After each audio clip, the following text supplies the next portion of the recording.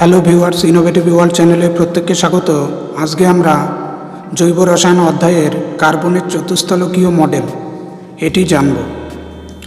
প্রশ্নটি এরকম আসে: কার্বনের চতুর্যোজ্যতার চতুস্থলকীয় বিন্যাস বর্ণনা করো, বা টপ এবং লাভেল প্রস্তাবিত কার্বনের চতুস্থলকীয় মডেলটি ব্যাখ্যা করো।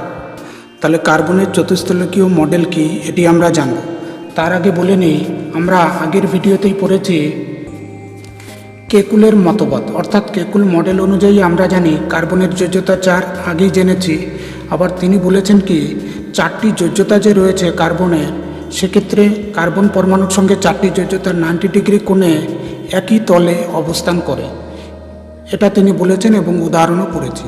কিন্তু এই কেকুলের মতবাদ কার্বন পরমাণুর বিভিন্ন জৈব পদার্থের ক্ষেত্রে ভৌত বা রাসায়নিক ধর্ম এবং সমবায় বা আইসোমারিজম ধর্মটিকে ব্যাখ্যা করতে পারে না।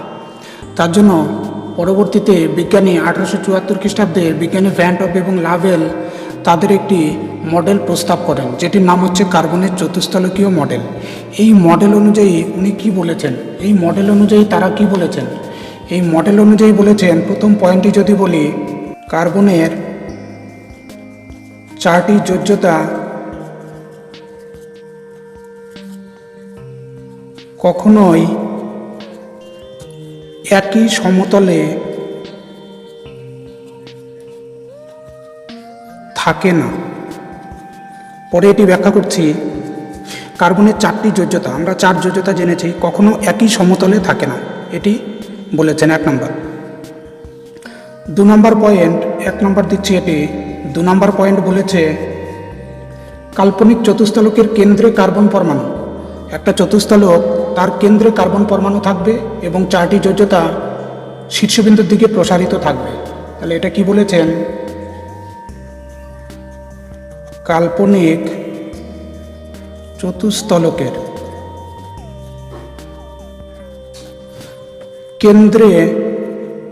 কেন্দ্রে থাকবে, কেন্দ্রে কার্বন পরমাণু থাকে, কেন্দ্রে কার্বন পরমাণু থাকে এবং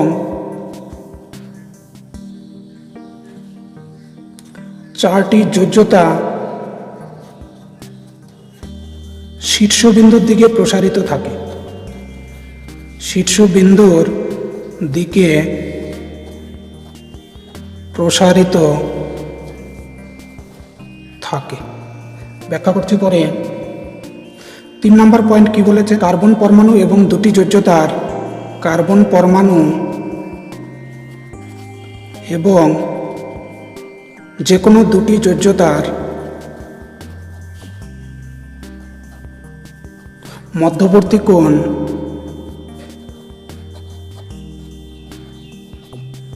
সমান সমান কত? 109 ডিগ্রি 28 মিনিট, এটি বলেছেন। তাহলে মেনলি এই 3টে পয়েন্ট আমরা জানব। তাহলে সুষম চতুস্থলকের গঠন, তাহলে কি বলেছে? কার্বনের 4টি যোজ্যতা কখনো একই সমতলে থাকে না। কাল্পনিক চতুস্থলকের কেন্দ্রে কার্বন পরমাণু থাকে। তাই একটা চতুস্থলক অঙ্কন করছি। চতুস্থলক কীরকম?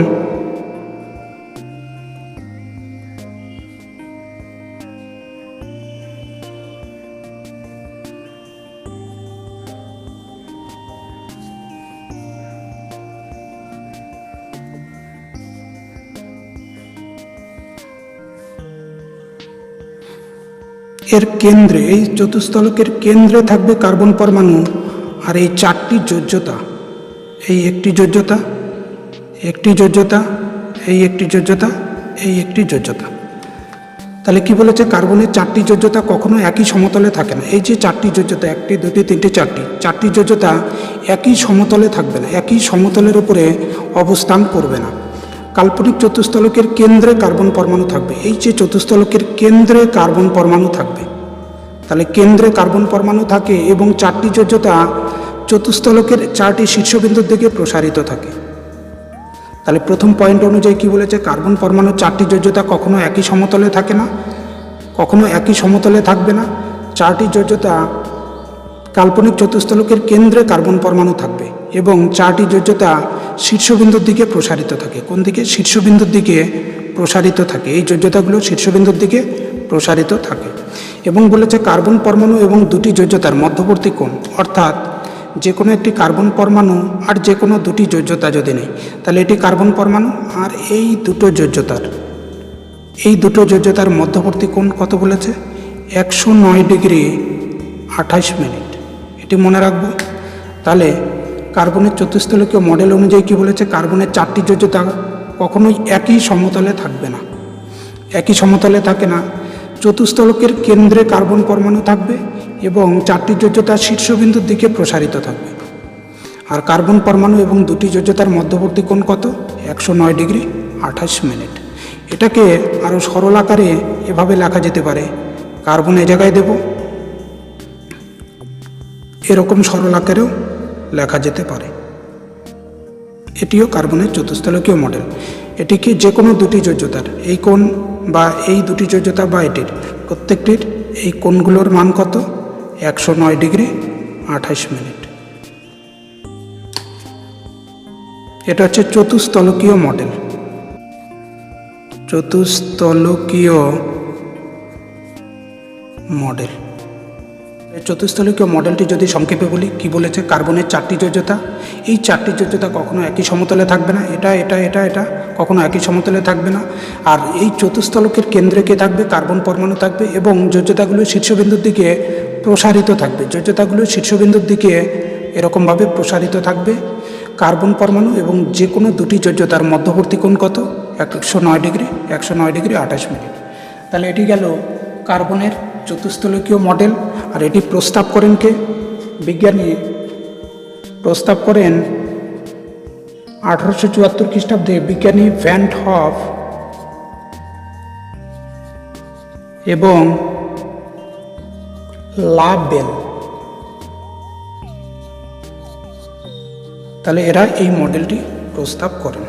এরকম বিন্যাসের ক্ষেত্রে বন্ধন সৃষ্টিকারী ইলেকট্রন জোড়গুলি পরস্পর থেকে সর্বাধিক দূরত্বে অবস্থান করে।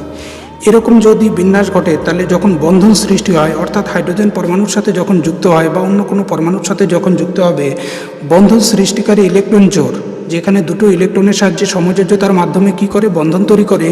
সেগুলো সর্বাধিক দূরত্বে অবস্থান করবে। এক্ষেত্রেও অবস্থান করবে, এক্ষেত্রেও অবস্থান করবে, সর্বাধিক দূরত্বে অবস্থান করবে এক্ষেত্রেও। তাহলে কি হবে? সর্বাধিক দূরত্বে অবস্থান করবার দরুন ইলেকট্রন জোড়গুলির মধ্যে বিকর্ষণ, এই ইলেকট্রন জোড় যখন পরমাণুর সাথে আবদ্ধ হবে, হাইড্রোজেন বা অন্য কোনো পরমাণু, তাহলে ইলেকট্রন জোড়গুলির মধ্যে যে এটার মধ্যে বিকর্ষণ বল, এই জোড় আর এই জোড়ের মধ্যে বা এই জোড় বা এই জোড়ের মধ্যে বিকর্ষণ বল কি হবে? সবচেয়ে কম হবে। বিকর্ষণ বল যদি কম হয় কি হবে? তারা যে অণুটা গঠিত হবে, যে জৈব অণুটা গঠিত হবে, তার স্থায়িত্ব সবচেয়ে বেশি হবে। তাহলে এটি আমরা, অর্থাৎ যৌগটি স্থায়ী হবে।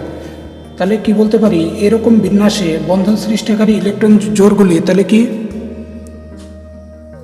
ইলেকট্রন জোড়গুলি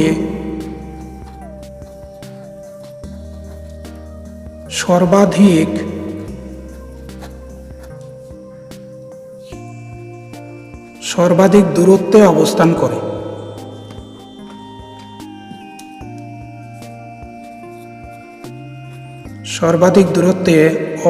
করে। ফলে কি হয়? বিকর্ষণ বল, এদের এই জোড় এদের মধ্যে বিকর্ষণ বল সর্বনিম্ন হয়। তাহলে কি হবে? বিকর্ষণ বল সর্বনিম্ন হয়। ফলে কি হবে? বিকর্ষণ বল যদি সর্বনিম্ন হয়, অণুটার গঠন কি হবে? স্থায়ী হবে। তাহলে অণুর গঠন সর্বাধিক স্থায়ী হবে। তাহলে অণুটির গঠন সর্বাধিক স্থায়ী হবে। তাহলে অণুটিকে সুস্থিত হবে। তাহলে বলতে পারি অণুটি কি হবে? সুস্থিত হবে এবং স্টেবল হবে। তাহলে এই গেল কার্বনের চতুস্থলকীয় মডেল। এই কার্বনের চতুস্থলকীয় মডেল অনুযায়ী বিভিন্ন জৈব যৌগের ভৌত এবং রাসায়নিক ধর্ম এবং সমবায়তা ধর্ম, ক্যাটিনেশন ধর্ম, এগুলো সহজেই ব্যাখ্যা করা যায়, যেটা কেকুলের মডেল অনুযায়ী ব্যাখ্যা করা যেত না। এবং এক্স রে বিশ্লেষণ পদ্ধতির মাধ্যমে এই রকম অণুর গঠন চতুস্থলকীয় মডেলের সত্যতা প্রমাণিত হয়েছে। তাহলে এই মডেলটির সাহায্যে কার্বনের বিভিন্ন জৈব যৌগের গঠন, ভৌত ধর্ম, আইসোমারিজম সহজেই ব্যাখ্যা করা যায়। এজন্য এই মতবাদটি গুরুত্বপূর্ণ। অর্থাৎ কার্বনের চতুস্থলকীয় মডেল যে প্রস্তাবনা করেন ভ্যান টপ এবং লাভেল, সেটি ভীষণ গুরুত্বপূর্ণ। কার্বনের চতুস্থলকীয় মডেলের একটি সরলতম যৌগের গঠন ব্যাখ্যা করব, অর্থাৎ এর একটি উদাহরণ করব আমরা, চতুস্থলকীয় মডেলের একটি উদাহরণ। তাহলে আমরা সরলতম কী নিতে পারি? এই মডেলটিতেই আমরা যদি 4টি হাইড্রোজেন যুক্ত করি তাহলে মিথেন অণু পাবো।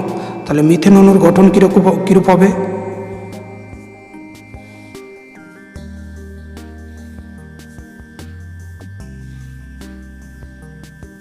তাহলে এর কেন্দ্রে অবস্থান করবে কার্বন, 4টি যোজ্যতা এই বরাবর।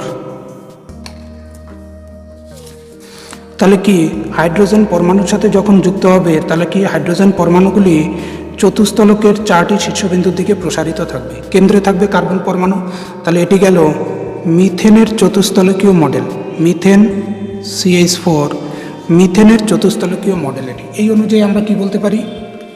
কার্বনের 4টি যোজ্যতা কখনো একই সমতলে থাকবে না। তাহলে কার্বনের এই 4টি যোজ্যতা অর্থাৎ 4টি হাইড্রোজেন পরমাণু কখনো কি থাকবে না?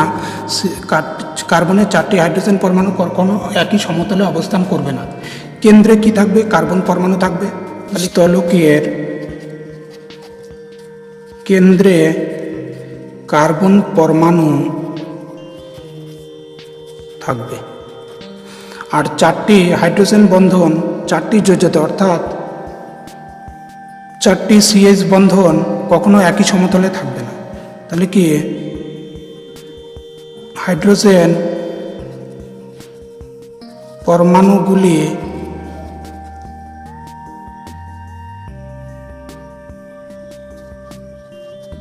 কখনো একই সমতলে থাকবে না।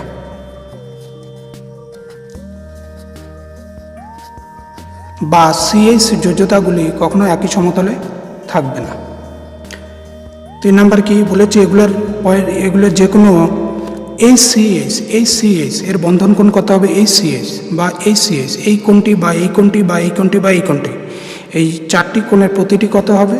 প্রতিটি এই CH এই বন্ধন কোণের মান কত হবে? 109 ডিগ্রি 28 মিনিট। তাহলে এটি হচ্ছে মিথেনের চতুস্থলকীয় মডেল। আর কি বলেছে? এরা যে ইলেকট্রন জোড় তৈরি করেছে, এই ইলেকট্রন জোড়গুলি আমরা যদি বলি এটা বন্ধন মানে কি, এর মধ্যে 2টি ইলেকট্রন অবস্থান করছে, এই জোড়গুলি সর্বাধিক দূরত্বে অবস্থান করবে। অর্থাৎ এই জোড় এবং এই জোড় সর্বাধিক দূরত্বে অবস্থান করছে, শীর্ষবিন্দুর দিকে প্রসারিত এবং সর্বাধিক দূরত্বে অবস্থান করছে। এটির থেকে এটিও সর্বাধিক দূরত্ব, এটির থেকে এটি, এটির থেকে এটি সর্বাধিক দূরত্বে অবস্থান করার দরুন এদের মধ্যে কি হবে? এই জোরের মধ্যে বিকর্ষণ বল সর্বনিম্ন, এই জোর প্রত্যেকের মধ্যে বিকর্ষণ বল সর্বনিম্ন হয়, অর্থাৎ সর্বাধিক দূরত্বে অবস্থান করে। এবং ফলে কি হবে? এই মিথেন যৌগটির সুস্থিত হবে। অর্থাৎ কি হবে? মিথেন যৌগটি কি হবে? যৌগটি সুস্থিত হবে, স্টেবল হবে। তাহলে এটি হলো কার্বনের চতুস্থলকীয় মডেল, যা ভ্যান টপ এবং লাভেল প্রস্তাবিত করেন। আশা করি বুঝতে পেরেছ। Thank you.